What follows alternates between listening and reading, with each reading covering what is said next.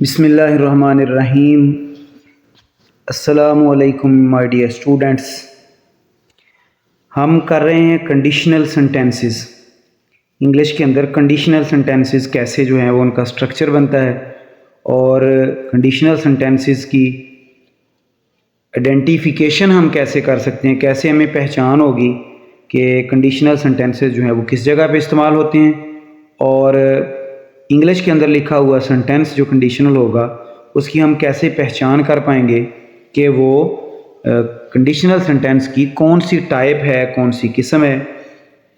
पिछले लेक्चर में आपको बताया गया था कंडीशनल सेंटेंसेस जो हैं वो कोई कंडीशन उसमें बयान की गई होती है। कंडीशन बयान करने के लिए इफ़ का इस्तेमाल किया जाता है, अगर यानी कोई कंडीशन या शर्त लगाई गई होती है। तो ये ग्रामर का बड़ा ही एक अहम टॉपिक है। हमारे इंग्लिश का जो बोर्ड का पेपर है उसका भी अहम सवाल है। ये 10th में भी सवाल आता है, 9th में, दोनों में ग्रामर में आता है। लिहाजा ग्रामर वाले इस पोर्शन को अच्छे तरीके से तैयार करना है जो आपको सारी ज़िंदगी जो है वो फिर काम देगा। डियर स्टूडेंट्स, इससे पहले हम पढ़ चुके हैं कि 4 मेन टाइप्स जो हैं वो कंडीशनल सेंटेंसेस की हैं, यानी 4 मेन किस्में हैं जिसमें जो जिनके नाम आपने याद यकीनन कर लिए होंगे। मैं एक दफ़ा फिर रिपीट कर देता हूँ। ज़ीरो कंडीशनल होता है, फर्स्ट कंडीशनल होता है, सेकंड कंडीशनल और थर्ड कंडीशनल। इसमें से ज़ीरो कंडीशनल हम पिछले लेक्चर में कवर कर चुके हैं, उसका स्ट्रक्चर भी, उसकी एग्जांपल्स भी और वो सारा कुछ हम पढ़ चुके हैं। आज का हमारा जो टॉपिक है वो है फर्स्ट कंडीशनल। आज हम फर्स्ट कंडीशनल या कंडीशनल सेंटेंसेस टाइप 1 यानी पहली किस्म टाइप 1 जो है फर्स्ट कंडीशनल सेंटेंसेस उसको देखेंगे, उसका स्ट्रक्चर देखेंगे कि किस तरह इसका स्ट्रक्चर बनता है। और अगर इंग्लिश के अंदर पेपर में हम लिखा हुआ ये सेंटेंस मिले तो हम इसको कैसे जो है वो आइडेंटिफाई कर पाएंगे कि ये फर्स्ट कंडीशनल सेंटेंस है। First conditional sentences, first conditional sentences या फिर conditional sentences type 1। We use the first conditional when we talk about future situations. First conditional sentence हम उस वक्त इस्तेमाल करते हैं जब हम फ्यूचर की, मुस्तकबिल की किसी ऐसी सिचुएशन के बारे में बात करते हैं जिस पे हमें वी बिलीव, हम यकीन करते हैं कि वो रियल है और पॉसिबल है। यानी ऐसी कंडीशन उसमें लगाई गई होती है जो इम्पॉसिबल यानी नामुमकिन नहीं होती, वो पॉसिबल कंडीशन होती है, वो पूरी हो सकती है और रियल होती है। कोई ऐसी कंडीशन नहीं होती जिसको कि कहा जाए कि ये तो पूरी कभी हो नहीं सकती।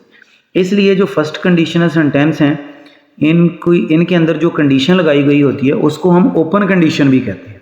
ओपन कंडीशन, ओपन का मतलब ही ये है कि ये कंडीशन जो है वो ओपन है, आप उसको पूरा कर भी सकते हैं, नहीं भी कर सकते, दोनों तरह 50-50 यानी बात होती है कि वो कंडीशन पूरी हो सकती है, नहीं भी हो सकती। कंडीशन लगाई गई होती है, शर्त रखी गई होती है, अगर वो कंडीशन पूरी हो जाती है तो उसके नतीजे में कोई काम जो है वो सिचुएशन पैदा हो जाएगी, कोई काम वाक़ई हो जाएगा। नहीं पूरी होगी तो नहीं होगा।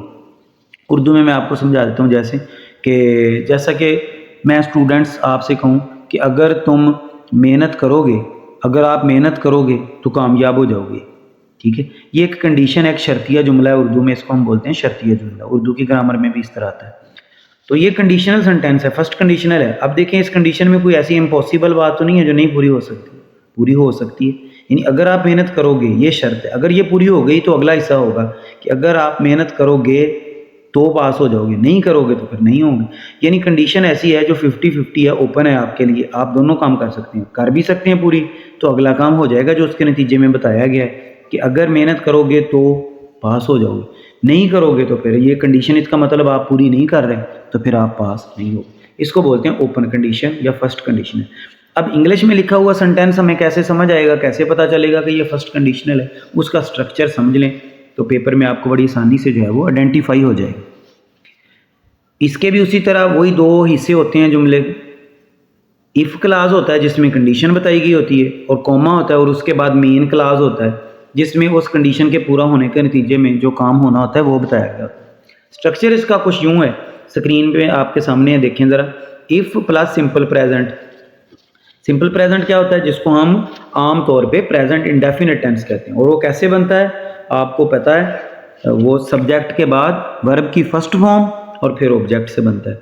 तो इसका मतलब यह हुआ कि फर्स्ट कंडीशनल में जब हम कंडीशन बयान करेंगे तो उसको हम प्रेजेंट इंडेफिनिट टेंस में बयान करेंगे, इफ़ और उसके बाद सिंपल प्रेजेंट टेंस और फिर कोमा और फिर जो मेन क्लास होगा जो हम बताएंगे कि अगर ये कंडीशन पूरी हो गई तो क्या होगा या क्या नहीं होगा, वो भी सिंपल फ्यूचर में यानी फ्यूचर इंडेफिनिट में। और फ्यूचर इंडेफिनिट आपको पता है कैसे बनता है, उसमें सब्जेक्ट प्लस विल शैल या फिर उसके साथ अगर नेगेटिव जुमला है तो नॉट आएगा साथ, विल या शैल नॉट, तो फिर वर्ब की फर्स्ट फॉर्म।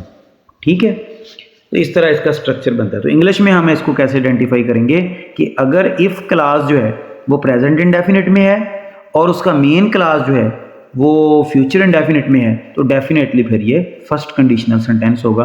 और अगर आपको आसान जुमला है उसका तर्जमा आ जाए, पढ़ना आ जाए, समझ आ जाए, तो फिर आप समझ के भी देख सकते हैं कि उसमें कैसी कंडीशन बताई गई है जो अभी फ्यूचर में होने वाला काम है, अभी वो कंडीशन पूरी होने का वक्त भी मौजूद है और वो ऐसी कोई इम्पॉसिबल कंडीशन भी नहीं है, रियल कंडीशन है और पॉसिबल है, तो फिर वो फर्स्ट कंडीशनल होगा। इसका यूजेज क्या है, कहाँ इस्तेमाल होती है, एक बार फिर से मैं रिपीट कर देता हूँ। To talk about possibilities in the present or in future, होने वाला काम जो अभी अभी अभी यानी प्रेजेंट में कोई पॉसिबल काम या फिर फ्यूचर में किसी काम के बारे में हम कहते हैं कि अगर ऐसा हुआ तो फलां काम होगा या नहीं होगा, इस तरह बताने के लिए। एग्जाम्पल उसकी दी गई है आपके सामने, देखें ज़रा। If it rains comma I will stay at home. अब इसमें कंडीशन वाली साइड इफ़ क्लास है, वो कंडीशन वाली साइड है। इफ़ इट रेन्स, अगर बारिश हुई, आई विल स्टे एट होम, तो मैं घर पे रहूँगा, यानी ये कंडीशन है। अगर बारिश हुई तो कंडीशन ओपन है, पूरी हो भी सकती है नहीं भी हो सकती, 50-50 बात है। अगर हो गई तो क्या होगा, आई विल स्टे एट होम, तो फिर अगला हिस्सा काम होगा कि मैं घर पे रहूँगा। अगर नहीं होती बारिश तो नहीं रहूँगा, यानी घर पे रहने के लिए कंडीशन क्या है, बारिश होना। दूसरी example, if I wake up late, simple present tense में है, प्रेजेंट इंडेफिनिट टेंस में। अगर मैं देर से जागा, I will miss the bus, तो मेरी बस मिस हो जाएगी, रह जाएगी। मज़ीद कुछ एग्जांपल्स आपको बताता हूँ ज़रा बड़ी स्क्रीन पे। If you work hard, if you work hard you will pass the examination.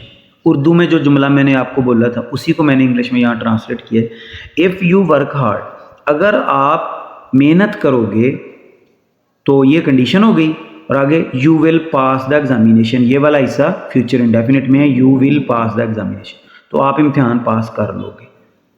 इसी तरह अगला, if they arrive late, first form है अराइव लगी, प्रेजेंट इंडेफिनिट टेंस बना हुआ है, कोमे के बाद जो मेन क्लास है वो बना हुआ है, दे सब्जेक्ट हो गया, विल हेल्पिंग वर्ब हो गया, और मिस जो है ये हो गया उसका फर्स्ट फॉर्म वर्ब, द बस ऑब्जेक्टिव हो गया। यानी इसका if clause present indefinite tense और मेन क्लास वो future indefinite tense. If they arrive late, अगर वो देर से पहुंचे, they will miss the bus, तो उनकी बस निकल जाएगी, बस रह जाएगी। Third sentence, if you drop that glass, अगर आपने वो ग्लास गिराया, कंडीशन ये, अगर आपने वो ग्लास गिराया, इट विल ब्रेक, तो वो टूट जाएगा, ये उसकी कंडीशन है, और उसके नतीजे में क्या होगा वो बताया गया। If I go out I shall switch off TV, अगर मैं बाहर गया तो मैं टीवी बंद कर दूंगा। कंडीशन वही है, ओपन है, रियल है, पॉसिबल है। इफ़ आई गो आउट, अगर मैं बाहर गया तो फिर अगला काम होगा, अगर नहीं गया तो फिर नहीं होगा। तो आपने इंग्लिश में कैसे जज करना है, इफ़ की वाली क्लास देखनी है, प्रेजेंट इंडेफिनिट में है, फर्स्ट फॉर्म लगी हुई है, और मेन क्लास जो है वो फ्यूचर इंडेफिनिट में है, तो फिर ये फर्स्ट कंडीशनल सेंटेंस है। आखिरी sentence, if you don't leave, यानी नेगेटिव सेंटेंस भी हो सकता है। इफ़ यू डोंट लीव, अगर आप ना गए अभी यहाँ से, किसी को आप वार्न कर रहे हैं, वार्निंग दे रहे हैं कि अगर आप यहाँ से नहीं बाहर गए, इफ़ यू डोंट लीव, अगर आप नहीं जाते, आई शैल कॉल द पुलिस, तो मैं पुलिस बुला लूँगा।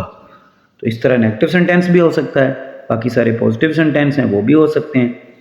तो ये था हमारा आज का लेक्चर, इसमें हमने आज फर्स्ट कंडीशनल सेंटेंस के बारे में पढ़ा। पिछले लेक्चर में हमने जीरो कंडीशनल पढ़ा था। नेक्स्ट में इंशाल्लाह हम सेकंड कंडीशनल और फिर थर्ड कंडीशनल पढ़ेंगे। इसको आपने अच्छे से याद करना है ताकि पेपर में आने वाला ये सवाल हमारा बिल्कुल भी मिस ना हो।